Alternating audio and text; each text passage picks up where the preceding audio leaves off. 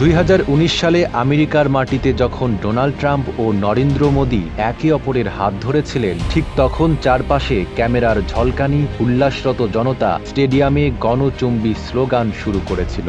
সে সময় অনেকেই ভেবেছিলেন ভারত আমেরিকার সম্পর্ক এক নতুন উচ্চতায় পৌঁছেছে, কিন্তু 5 বছর পর সেই চিত্র অনেকটাই বদলে গেছে। বন্ধুত্বের পরিবর্তে এসেছে সন্দেহ, অভিযোগ এবং মোদির প্রতি স্পষ্ট বার্তা, ট্রাম্প কারো স্থায়ী বন্ধু নন।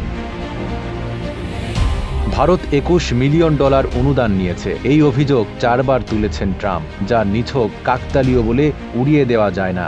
ইন্ডিয়ান এক্সপ্রেসের বিশ্লেষক রবিশঙ্করের মতে, বাস্তব তথ্য বলছে USAID এর অর্থায়ন $204 বিলিয়ন থেকে কমে মাত্র 15 মিলিয়নে নেমে এসেছে। তাহলে এই 21 মিলিয়ন কথা থেকে এলো? যদিও এই অভিযোগ এখনো প্রমাণিত নয়, তবুও এটি মার্কিন রাজনীতিতে আলোড়ন সৃষ্টি করেছে।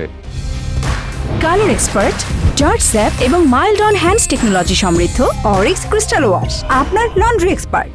ট্রাম্প যখন ভারতীয় নির্বাচনের স্বচ্ছতা নিয়ে প্রশ্ন তোলেন, তখনই আরেকটি বিস্ফোরক তথ্য সামনে আসে। তিনি দাবি করেন $29 মিলিয়ন গোপনে বাংলাদেশে প্রবাহিত হয়েছে। শেখ হাসিনার সরকার পতনের পর যখন আন্তর্জাতিক মহলে CIA এর ভূমিকা নিয়ে সন্দেহ দানা বাঁধছিল, তখন ট্রাম্পের এই মন্তব্য নতুন মাত্রা যোগ করেছে। রবিশঙ্কর মনে করেন CIA অতীতেও আফগানিস্তানে মুজাহিদদের সহায়তা করেছিল, যার ফলশ্রুতিতে ঘটেছিল 9/11-এর হামলা। তাহলে এবারও কি তারা কোনো ভুল কৌশল নিচ্ছে?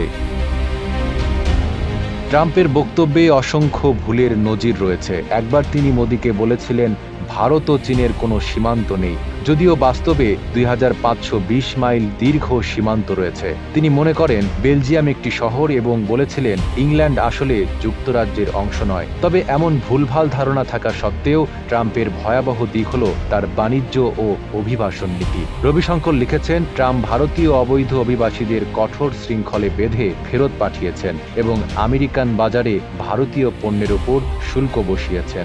যদি মোদির বন্ধু এমন হয়, তাহলে শত্রু কেমন হবে?